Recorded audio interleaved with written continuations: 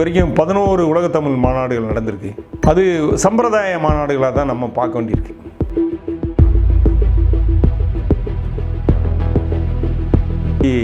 தெலுங்கருடைய ஒரு 35 லட்சம் மக்கள் தான் அப்படிங்கிற மாதிரி ஒரு புள்ளி விவரங்கள் சொல்லுது. அப்போ இந்த 35 லட்சம் மக்கள் ஒரு 5.5 கோடி 6 கோடி மக்களை கட்டுப்படுத்தி ஆண்டிருக்காங்கிறது ஆச்சரியமான விஷயமா தெரியுது. விசில் கூட்டம் அப்படின்னு நம்ம மக்கள் சாதாரணமாக பேசுவாங்க. அந்த பையன் பூரா அங்கே நிற்கிறேன். அவன் இந்த மாநாட்டை பார்த்த அந்த கூடாரத்திலிருந்து இந்த தமிழ் தேசிய கூடாரத்துக்கு வந்துடுவாங்கிறது தான் என்னுடைய நம்பிக்கை.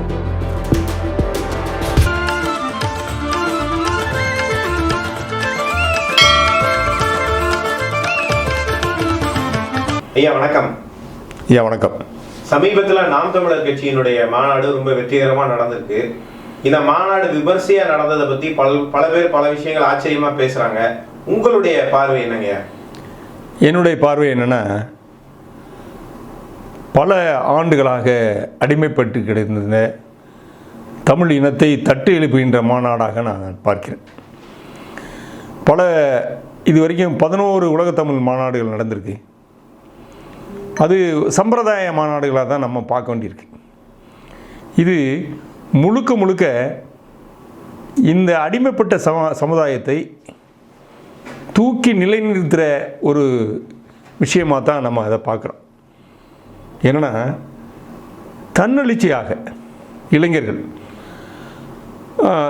சாரையாக திருச்சியை நோக்கி வர்றதை பார்க்கும்போது எனக்கு மிகப்பெரிய அளப்பரிய மகிழ்ச்சி. அதில் என்னென்னா, ஒரு தமிழன் தன்னை பற்றி தான் தமிழ் இனம் அப்படிங்கிறத புரிந்து கொண்டு அங்கே வர்றான்.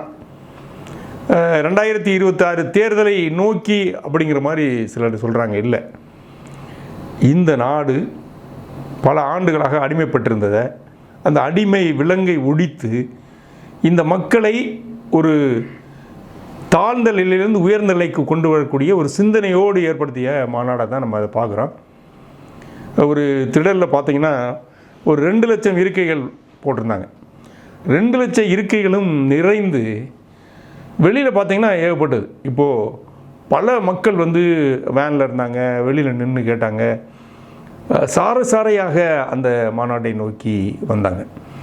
அப்போ அரசுடைய உளவுத்துறையே அதிர்ந்த விஷயம் என்னென்னா, 5 லட்சம் பேர் கூடியிருக்காங்க. ஒரு சின்ன அசம்பாவிதம் கூட இல்லாமல் இந்த மாநாடு நடந்து முடிஞ்சிருக்கு. அதை விட ஹைலைட் என்னென்னா, அண்ணன் செந்தமிழன் சீமான் அவர்கள் பேச ஆரம்பிக்கும்போது அந்த இளைஞர்களிடம் இருந்த அந்த உத்வேகம் இருக்குல்ல, அதை நீங்கள் இது வரைக்கும் நான் சந்தித்ததே இல்லை. நிறைய மாநாடுகள் போயிருக்கேன், ஆனால் இந்த மாநாட்டில் இருந்த இந்த எழுச்சி வேறு எங்கேயும் இல்லை.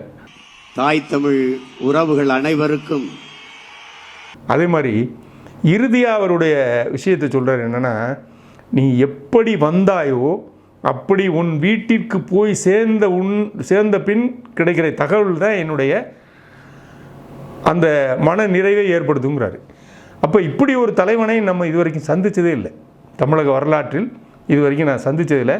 மேதகுவே பிரபாகரன் அவர்களை நான் இதில் நினைவு கூறுறேன்.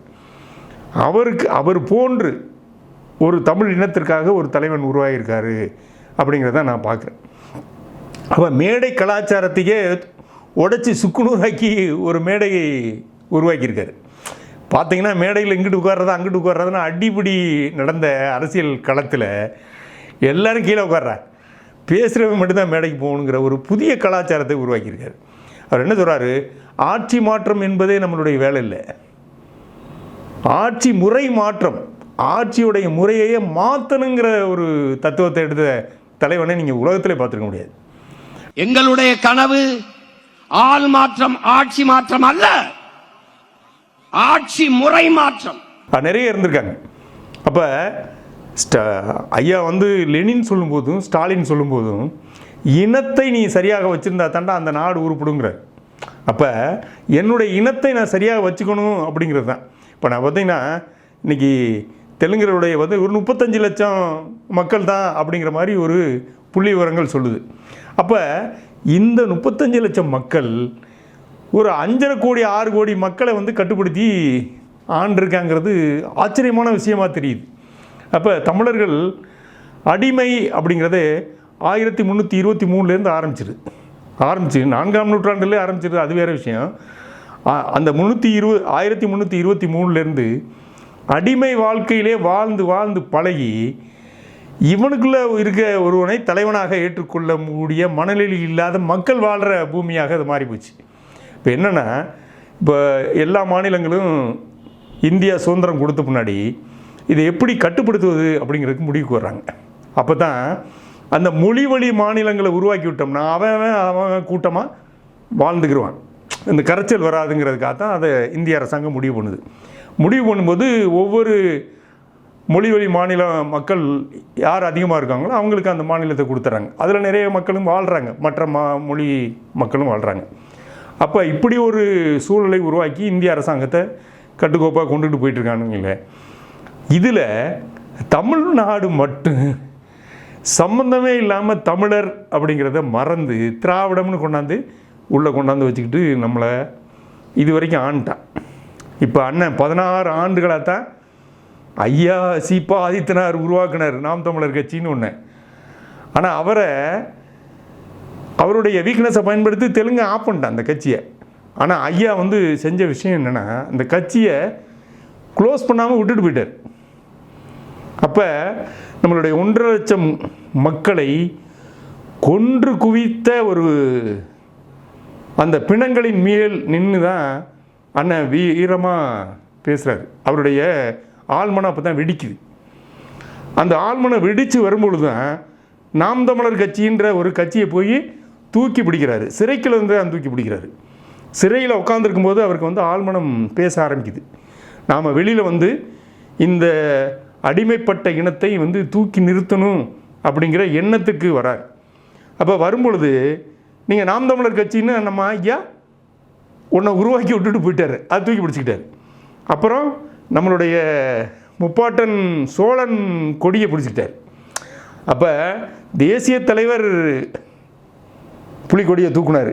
ஏன்னா அவன் சோழ பெரும்பாட்டனுடைய பேரன் தான் மேதகவே பிரபாகரன் நம்ம தேசிய தலைவர்.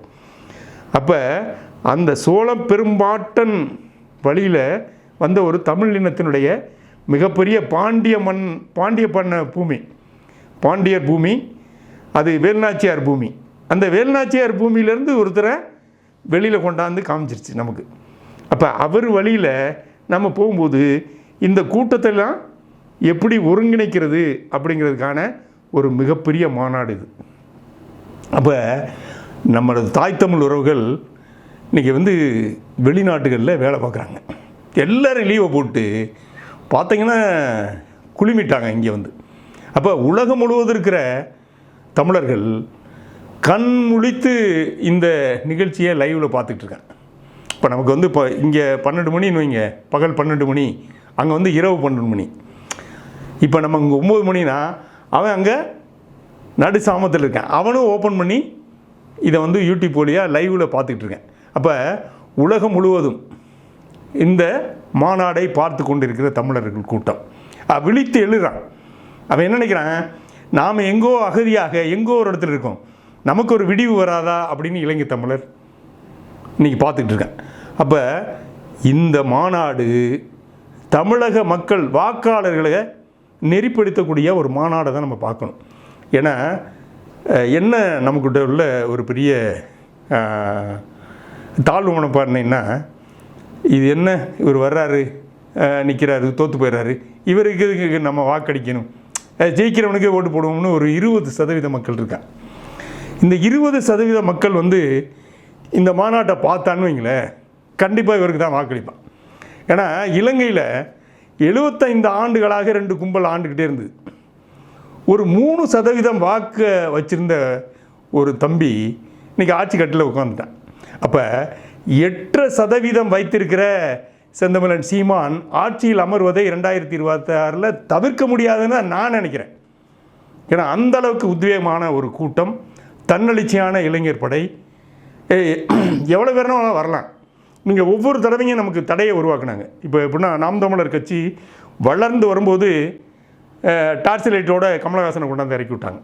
ஒரு குழப்பத்தை உருவாக்கி அவர் ஒரு பர்சன்டேஜ் ஆஃப் ஓட்டை வந்து சிதைச்சார். சிதைச்சிட்டு பிறகு காணாமல் போயிட்டார். எனக்கே ஒரே ஒரு சீட்டு கொடுறான்னு போயிட்டார். அதுக்கு அடுத்து இப்போ 8% வரும்போது என்ன நினைக்கிறேன், டக்குனு இவனை ஆஃப் பண்ணணும் திராவிடம்னு. ஏன்னா நம்ம அழிஞ்சு போயிடுவோன்ற முடிவுக்கு வந்துட்டான் அவன். அப்போ அந்த நடிகர் கூட்டத்தை உள்ளே கொண்டாந்து இறக்கி விட்றான். அதில் என்னென்னா, நீங்கள் அந்த காலத்துலேருந்து அந்த திரைக்கவர்ச்சிக்கு மயங்கிய ஒரு கூட்டமாக தமிழர் கூட்டம் இருந்திருக்கு. இப்போ நான்லாம் என்னையெல்லாம் நீங்கள் வந்து அதில் உதாரணமாக எடுத்துக்கலாம். நான்லாம் வந்து எம்ஜிஆர் வெறியர் அப்படி இருந்த காலம். அப்போ இன்றைக்கி திரைக்கவர்ச்சியில் அவர் என்ன பண்ணுறாருங்கிறது யாருக்குமே தெரியாமல் அவர் வந்து என்னமோ நல்லாட்சியை கொடுக்க போகிறாருன்னு இந்த விசில் கூட்டம் அப்படின்னு நம்ம மக்கள் சாதாரணமாக பேசுவாங்க. அந்த பையன் பூரா அங்கே நிற்கிறேன். அவன் இந்த மாநாட்டை பார்த்தா அந்த கூடாரத்திலேருந்து இந்த தமிழ் தேசிய கூடாரத்துக்கு வந்துடுவாங்கிறது தான் என்னுடைய நம்பிக்கை. அதனால் 2026 செந்தமிழன் சீமான் அவர்கள் ஆட்சி அமைப்பதை நீங்கள் தவிர்க்கவே முடியாது அப்படிங்கிறது தான் இந்த மாநாட்டுடைய வெற்றி என்று நான் கருதுகிறேன். இந்த மாநாடு நடக்கும்போது அதில் கவனிக்கத்தக்க அம்சங்களாக என்னென்னங்க இருந்தது? இது பார்த்தீங்கன்னா, மாநாட்டை பார்த்தீங்கன்னா மேடை அமைப்பு, அந்த பார்வையாளருடைய இருக்கை அமைப்பு, அதை சுற்றியுள்ள நம்மளுடைய முன்னோர்களுடைய படங்கள், என்னுடைய தாய் தமிழ் உறவுகளான இலங்கை தமிழர்களுடைய தலைவர் மேதகு பிரபாகரன் அவர்களுடைய படைப்பிரிவிலிருந்து தன் உயிரை இந்த இனத்திற்காக தியாகம் செய்த மறவர்கள் ஒரு பக்கம் தமிழ் அறிஞர்கள், ஒரு பக்கம் மாவீரர்கள், மன்னர்கள், அப்படி இவ்வளவு தத்ரூபமாக நம்மளுடைய திருச்சி மாவட்ட தம்பிகள், மாநில நிர்வாகிகள்னால் கண் துஞ்சாமல் கிட்டத்தட்ட ஒரு மாதமாக இந்த மேடையை அலங்கரித்து இவ்வளவு வேலைகளையும் பண்ணியிருக்காங்க. டெக்னிக்கலி என்னென்னா, அதுக்குள்ளே ஒரு செல்ஃபோன் கூட பயன்படுத்த முடியாது. அந்தளவுக்கு அந்த கட்டுப்பாடோடு அந்த அரங்கத்தை உருவாக்கியிருக்காங்க. அதே மாதிரி தமிழ் அறிஞர்களுக்கு, நீங்கள் முக்கியமான அறிஞர்களுக்கு ஒரு இருக்கை, நம்மளுடைய அரசியல் பிரமுகர்களுக்கு ஒரு இருக்கை, நம்மளுடைய முன்னணி தலைவர்களுக்கு ஒரு இருக்கை, அந்த 234 சட்டமன்ற உறுப்பினர்களுக்கு ஒரு இருக்கை, அப்படின்னு பல்வேறு இருக்கைகளை உருவாக்கி, அதே மாதிரி குடி தண்ணீர் பார்த்திங்கன்னா நீங்கள் எல்லாத்துமே நிகழி தான், நிகழி போத்தல்கள். ஆனால் அந்த ஆங்கிலத்தில் சொன்ன ஃப்ளாஸ்க் இருக்குல்ல, இந்த ஃப்ளாஸ்கில் தண்ணி கொடுத்து ஒவ்வொரு இதுலேயும் கொண்டாந்து கொடுத்தாங்க. அந்த தண்ணியை தீர தீர பயன்படுத்திக்கங்க. இதெல்லாம் நீங்கள் வந்து எந்த மாநாட்டிலும் கவனிக்கப்படாத ஒரு விஷயம். ரெண்டாவது, எல்லா மாநாட்டிலையும் பார்த்தீங்கன்னா இந்த குட்டை பாவாடைகளை கட்டி கொண்டு கவர்ச்சி நடனங்கள் ஆடித்தான் மாநாட்டை துவக்குவாங்க திராவிட கும்பல்லாம். இதில் வித்தியாசமாக நம்மளுடைய பாரம்பரிய இசைக்கருவிகளை இசைக்க விட்டு நிறைய மேடையில் வந்து கருத்துக்கள் சொல்லக்கூடிய ட்ராமாக்கள் இதெல்லாம் வந்து அரேஞ்ச் பண்ணியிருக்காங்க. இதெல்லாம் வந்து எந்த மாநாட்டிலையுமே யாரும் சிந்திக்காத ஒரு விஷயம்.